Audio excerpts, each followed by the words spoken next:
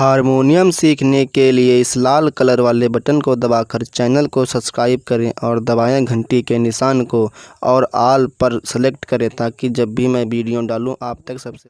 हमारे पास काफ़ी लोगों ने कमेंट करके ये पूछा है कि ये कैसे पता करें कि कौन सा गाना किस राग में है।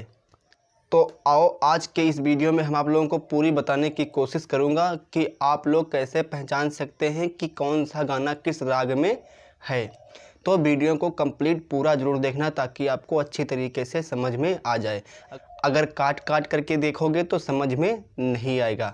और हाँ, अगर वीडियो अच्छा लगे तो लाइक कर देना और कमेंट भी कर देना। और जो लोग अभी तक चैनल को सब्सक्राइब नहीं किया है तो प्लीज़ चैनल को सब्सक्राइब करके बेल आइकन को ज़रूर प्रेस कर लें, क्योंकि जब भी मैं कोई वीडियो डालूंगा तो आप लोगों तक सबसे पहले पहुंच जाएगा। तो आओ वीडियो स्टार्ट करते हैं। नि गा मा पा मा दा नी सा सा नी दा पा मा गा रे सा मोहे रंग दो लाल। एक चीज़ हम आप लोगों को सबसे पहले ही बताना चाहूँगा जो ज़रूरी है और सच भी है। अगर आप लोग सारे गानों का राग पता करना चाहते हो कि ये गाना किस राग में है, वो गाना किस राग में है, तो इसके लिए आपको क्या करना पड़ेगा? इसके लिए सबसे पहले आपको राग को सीखना पड़ेगा। ऐसा मैं क्यों बोल रहा हूँ? ऐसा इसलिए मैं बोल रहा हूँ, हम आप लोगों को एक छोटा सा उदाहरण देकर के समझाता हूँ कि गाने को पहचानने के लिए राग को सीखना क्यों आवश्यक है। आ जाए, बस वीडियो को कंप्लीट पूरा आखिरी तक ज़रूर देखना, क्योंकि मैं अभी आपको एक ऐसी ट्रिक बताऊंगा जिस ट्रिक का यूज करके मैं खुद गानों को पहचानता हूं कि ये गाना किस राग में है। तो जिस ट्रिक का मैं यूज करता हूं उसी ट्रिक को मैं आप लोगों को भी बताऊंगा। तो वीडियो को कंप्लीट पूरा देखना। सबसे पहले ये समझ लेते हैं कि गानों को पहचानने के लिए कि ये गाना किस राग में है, तो उसके लिए क्या राग सीखना आवश्यक है। जैसे एक इंग्लिश का टीचर है, उसने अपनी पढ़ाई पूरी इंग्लिश मीडियम से की है और वो बहुत ही अच्छी तरीके से इंग्लिश को सीखा है और समझा है। एक व्यक्ति उसके पास जाता है और वो व्यक्ति बोलता है, उससे इंग्लिश के टीचर से बोलता है कि मैं आपको एक हिंदी का वाक्य देता हूँ, आप इस वाक्य को हमें इंग्लिश में ट्रांसलेशन करके बता दीजिए। तो जो इंग्लिश का टीचर होता है वो क्या करता है, उस वाक्य को देखता है और देख करके तुरंत ही उस हिंदी के वाक्य को इंग्लिश में ट्रांसलेशन कर देता है। तो उसने उस हिंदी के वाक्य को इंग्लिश में ट्रांसलेशन कैसे कर दिया?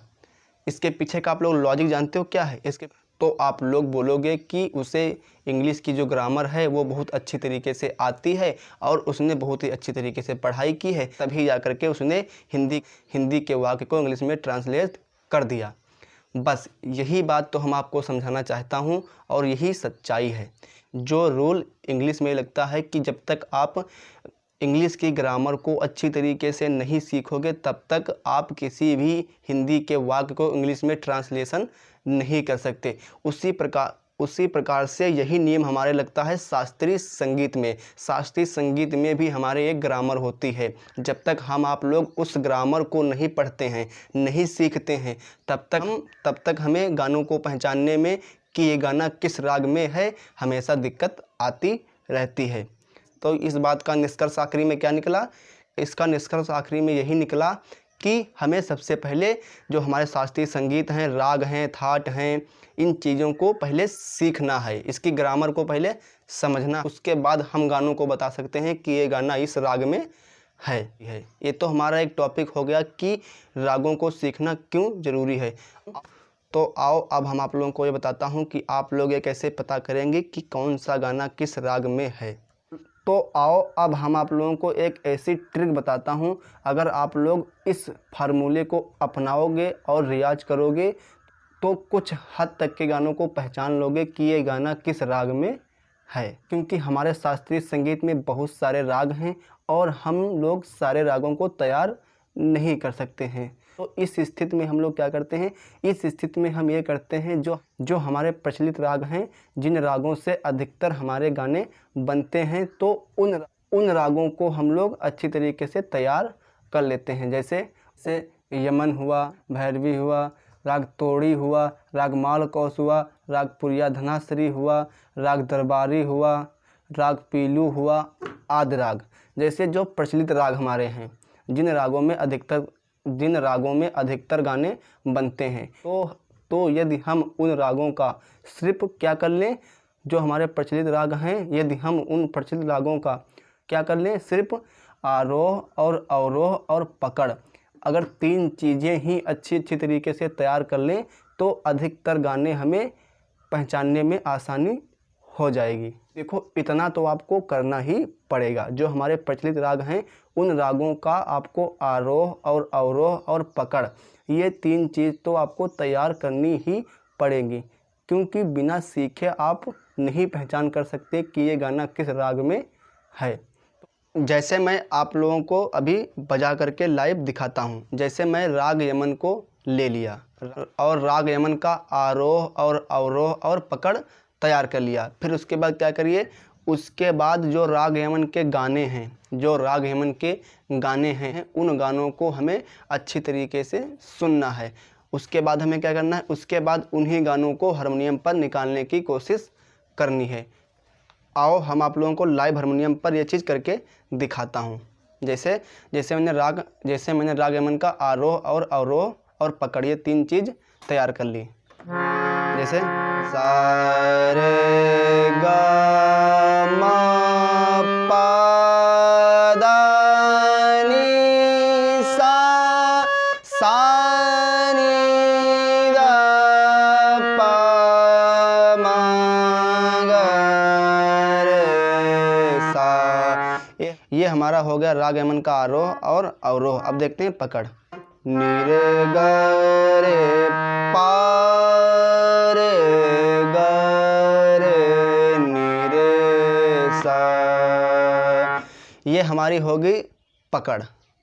अब क्या करना है, अब आपको इसी राग के गानों को सुनना है, उसके बाद बजाना है। कैसे?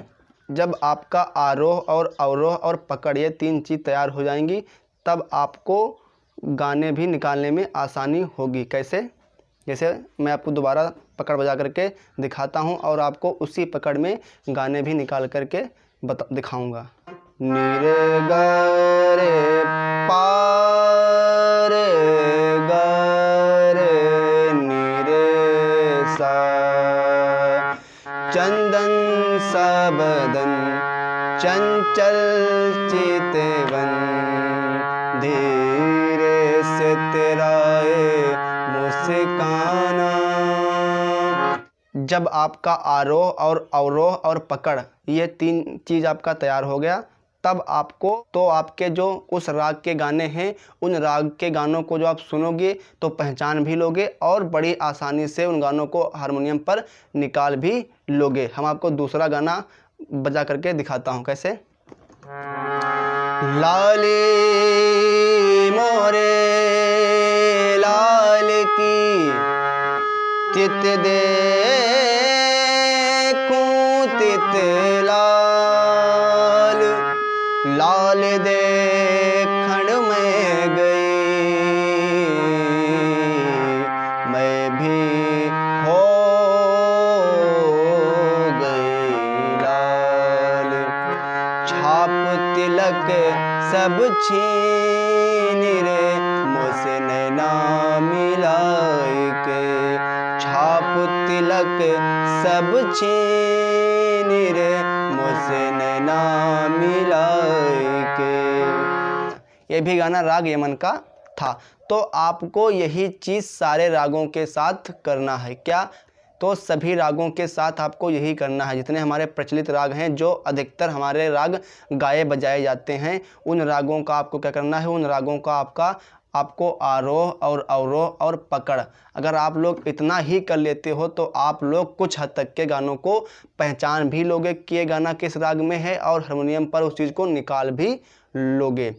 तीसरी बात है आपका रियाज। तीसरी बात है आपका रियाज। आप जितने ही अच्छी तरीके से रियाज करोगे, जितने ही अच्छे लोगों को सुनोगे और समझोगे और सुन करके बजाने की कोशिश करोगे, उतनी ही जल्दी जो आपकी सुरों की समझ है वो सुरों की समझ बढ़ती जाएगी और आप धीरे धीरे करके सारे गानों को हारमोनियम पर निकालने लगोगे और पहचानने भी लगोगे। तो आई होप आप लोगों को जानकारी पसंद आई होगी। अगर वीडियो अच्छा लगा है तो प्लीज़ लाइक करें और कमेंट करें, और जो लोग अभी तक चैनल को सब्सक्राइब नहीं किया है तो प्लीज़ चैनल को सब्सक्राइब करके बेल आइकन को प्रेस कर लें। धन्यवाद।